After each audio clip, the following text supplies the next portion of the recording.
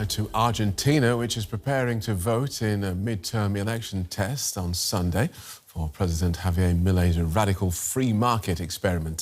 Since taking office, he's cut spending and slashed inflation. But scandals and austerity have fueled discontent.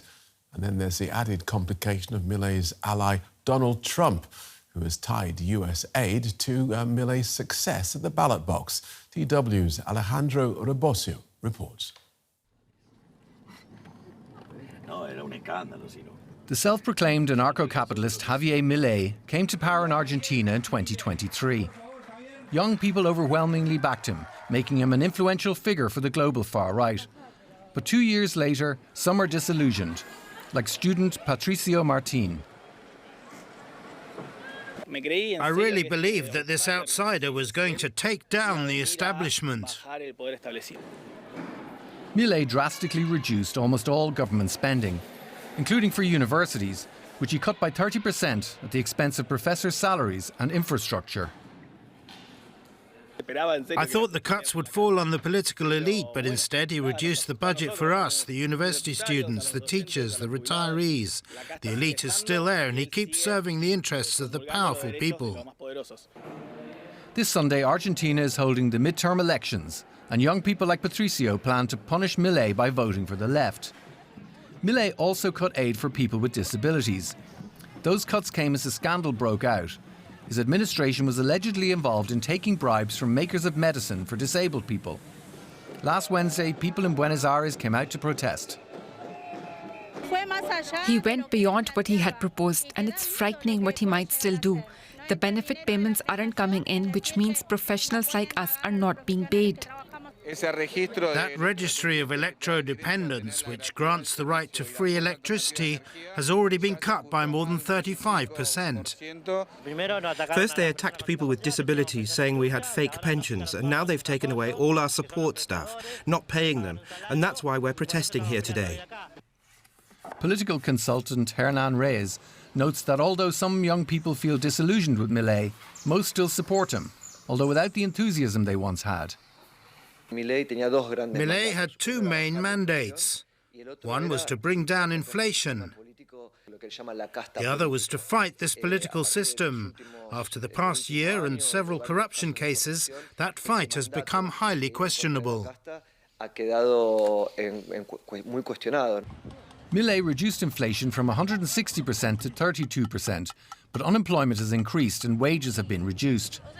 At the University of Llanos, in a suburb of Buenos Aires, some students still support him despite the cuts to their budget. I agree with lots of things he's doing, just not these budget cuts. We can't go back. We've had the same thing for 20 years and it hasn't worked. We need to give something new a chance. Of the 22 years preceding Milei, left-wing politics governed for 18 years. That same ideology now seeks to defeat Milei on Sunday. The extreme pro-market and anti-state model led by Javier Milei in Argentina, which has been held up as an example in other parts of the world, is at stake this Sunday in his government's midterm election. Let's get into this with Marcelo Garcia. He's a political analyst and America's director for the risk consultancy Horizon Engage. He joins us from Buenos Aires. Welcome to DW. Now, these are just midterm elections. Javier Milei will still be president regardless of the outcome, but they are being described as sort of make or break for him. Just explain what's at stake for his government. Hi, Phil. Thanks for having me. It's not life or death, but it's a key test. I mean, until now, Milei has run on two assumptions. One is that the public supported his economic reform adjustment program, symbolized by the famous chainsaw that he takes everywhere. The second assumption was that his economic program would be successful. Those two assumptions are up in the air now. The first one because he arrives in the election with his lowest approval rating so far.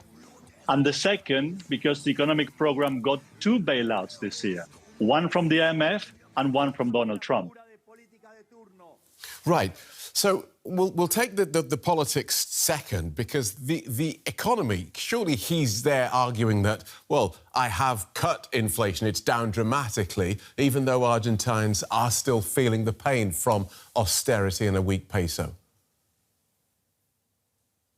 It is true. I mean, Argentines voted him to lower inflation, but once inflation is down, the public turns the page and new demands emerge. Employment, for instance, which employment under Milei has increased by 40%.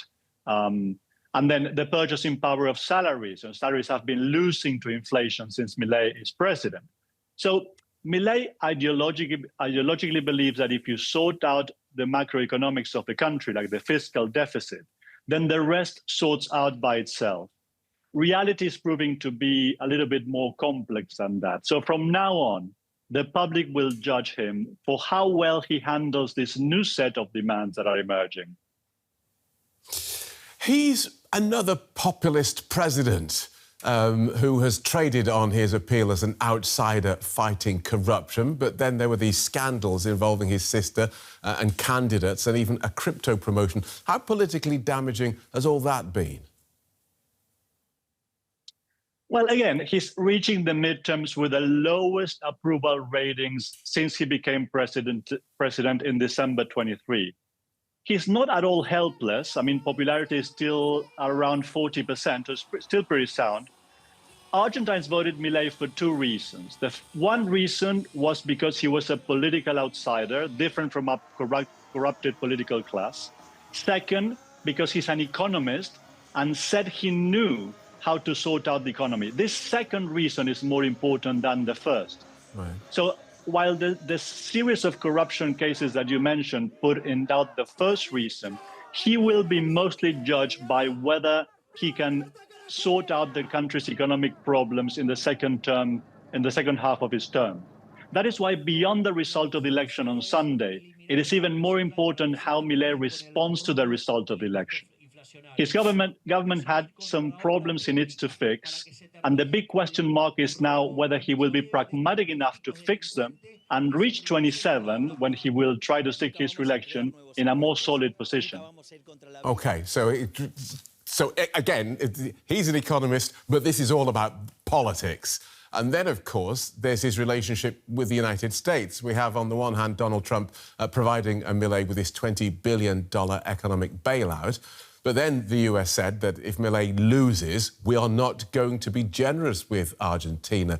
So two questions in one. How much does a public endorsement / threat from the US president help or hinder this Argentine administration? The most important thing here is that the support from Trump was so huge that you can, in a way, say that Trump will be on the ballot on Sunday. He endorsed Milei explicitly, and he not only got his Treasury Secretary, Scott Bessent, to bail out with a $20 billion currency swap you mentioned, but he got the Treasury to purchase Argentine pesos directly in the market to avoid a crippling devaluation of the peso just before the election. So the question is this good or bad for Milei? Well, in the short term, it's good, because the alternative scenario was a currency crisis that would have just killed his electoral chances. In the medium term, Milei has to show that he's back in control of the economy, because the general feeling in Buenos Aires is that he's given up the economy to Trump's control and Scott Bessent's control. Right. Even in the best case scenario, then, this is a president who won't have a majority in Congress. So what does he absolutely need to get out of these midterms to avoid legislative gridlock? Because he has had a very thin minority until now, Milei has had a defensive strategy in Congress, mostly blocking the moves by the opposition, and he has ruled mostly by decree. In the second half of his term, he needs to build majorities to pass reform. I mean, the IMF is requesting a fiscal reform, a pension reform, a tax reform as part of the agreement that the country signed with the IMF this year. So no matter how well or badly his party does in the election, he will not get a majority in Congress. So he will need to change his confrontational political ways and build more lasting alliances with like-minded parties. Now, more importantly as well, Milei needs to beat the Peronists on Sunday's elections, symbolically, even if it is by one vote. Because right after the election, this election is over, everybody will start looking at 27, the presidential race, in which that will be the ultimate race between the Peronists and Milei. Thanks for guiding us through that so clearly. Marcelo Garcia from Horizon Engage. Thank you. Thanks for having me.